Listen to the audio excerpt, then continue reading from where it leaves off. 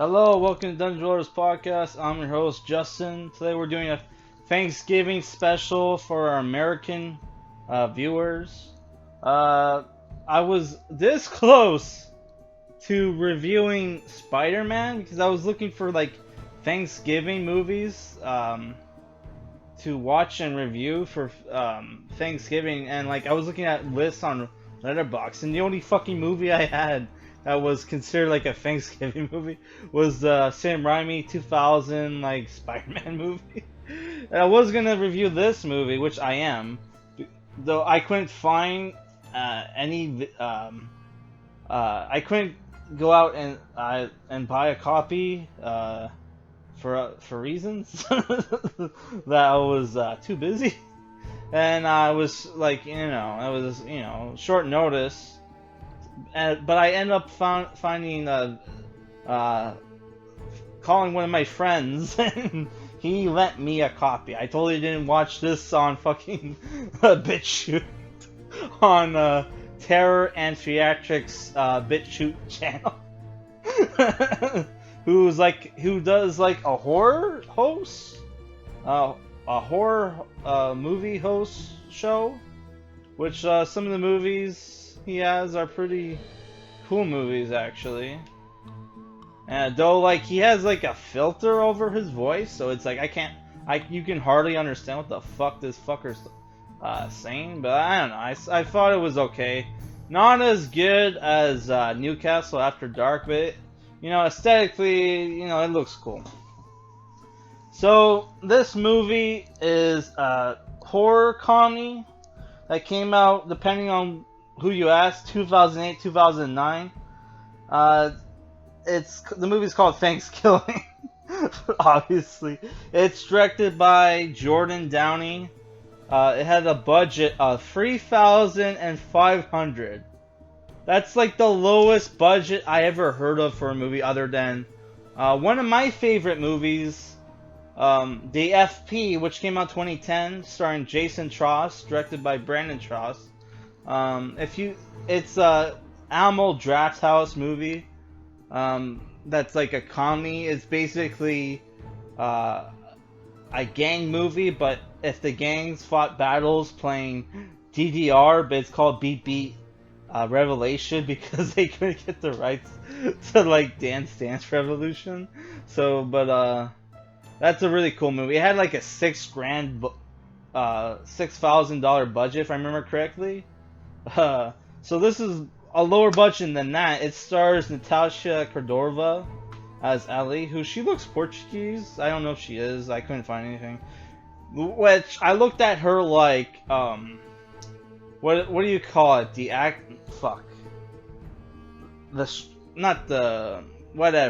casting. What is it called? The casting pick or whatever picture. Whatever. She looks a lot hotter in that picture than she does in the movie. You have Lindsey Anderson as Christina Rode, Lance Predmore as Johnny. That's no way that's a fucking real name.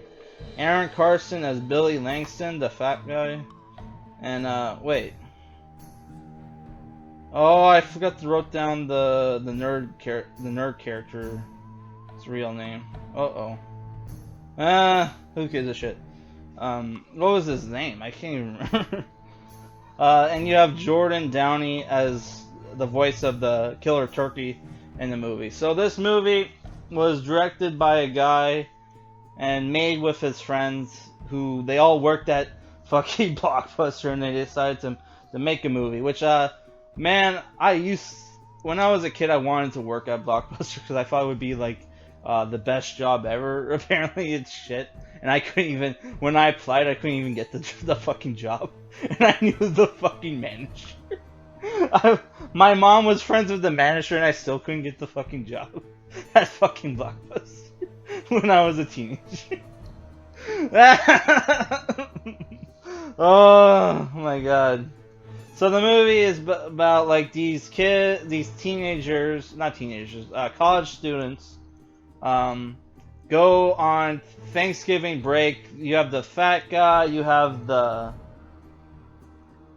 fat guy called Billy, you have the nerd, the incel nerd, I forget his name.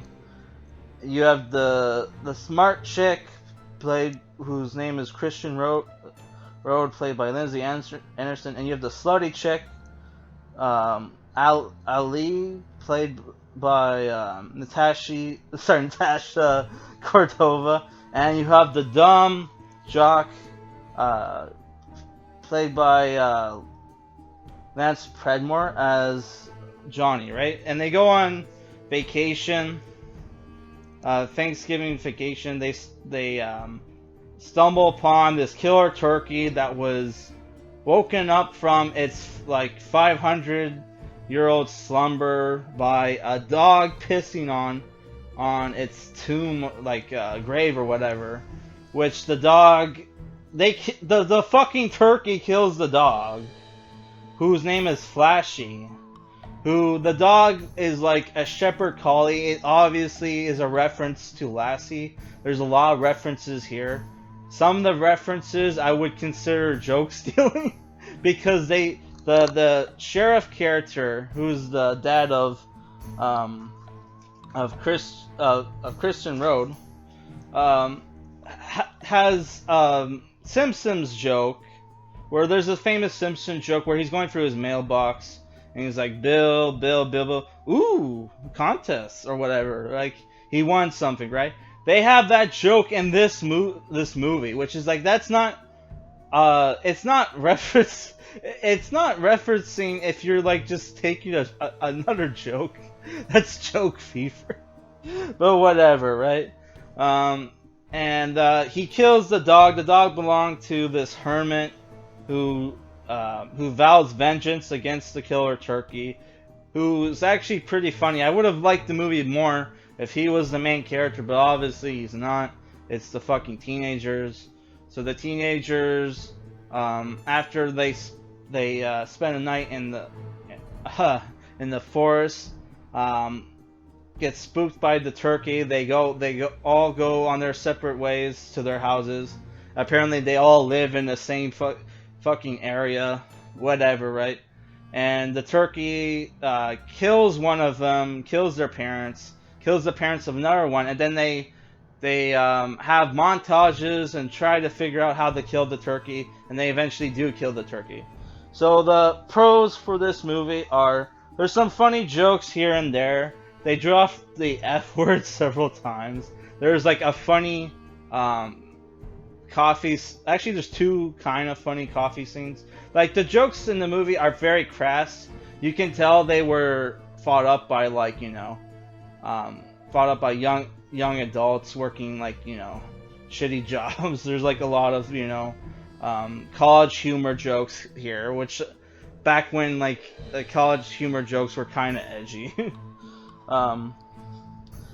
You also what else? The soundtrack was good. I thought the soundtrack was good until like the end, where they used like a public domain song for like the sequel stinger at the end of the movie, which I didn't like that song. And also, this might piss off some people. The theme song for the movie is obviously a ripoff of Halloween's theme song, which I thought the song in this movie was pretty good. It's not like beat for beat ripoff of the song, but like, depending on how you feel about that, because some people like love Halloween to the point like they consider it a masterpiece, so they don't really like when like people rip it off or whatever. I don't know. I thought it was okay. I just put there in the cons for the people who consider it con. I thought it was okay. And the turkey character was probably the best part of the movie. He has lots of funny jokes. There's a point where like several points in the movie where he does interesting things, where like he tries to get a ride with a hitchhiker, is about to suck his dick, and then like pulls out a gun and kills him. And then there's a point where like he pretends to be a person. He kills the fucking dad in the movie and is wearing his like face as a mask. And I watched the Legion of Skank guys on some horror podcast where they were watching 1,000 what was it called? House of a Thousand Corpses by Rob Zombie, and there's a very similar scene in that movie as well. So it was like, holy fuck, what are the chances I would review a movie today and I would watch another movie that had like a very fucking similar scene? It's like, holy shit, that's fucking weird. Overall, I thought the movie was fun. The jokes were good, and the movie had heart. You know, it felt like everybody was having fun making the movie. Yeah, I'll go in the cons now. Low budget, and everything that goes along with low budget. So like, you know, the special effects, you know, the practical effects, everything looks fucking shitty. The actors were bad. I mentioned they stole a Simpsons joke. I mentioned how they killed a fucking dog. I'm a dog owner, so I hate that shit. Uses public domain song. Okay, I pretty much mentioned everything.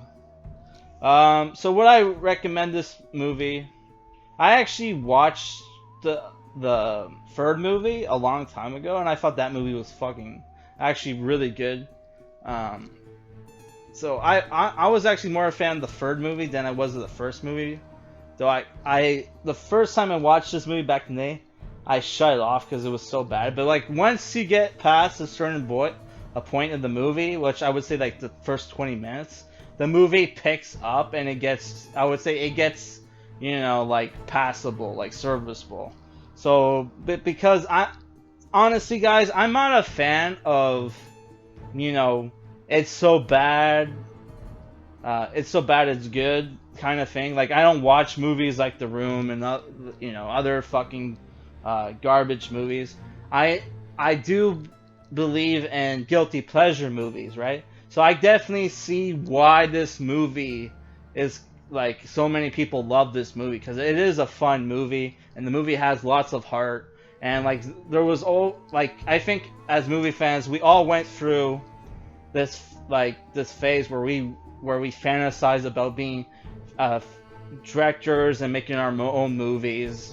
So honestly, this movie has heart and I respect that. So I'm gonna give it a 6 out of 10. I would give it higher, but it's just like, you have that fucking like barrier. You have that barrier of entry where it's like, you have to look past the shitty budget, the shitty acting, and like, you know, and like the really dumb jokes, right? So, but I would say, if you're a fan of like, you know, low budget, but like passion projects, I would definitely recommend this movie. Alright, peace. Fuck, I should have had the mouse close.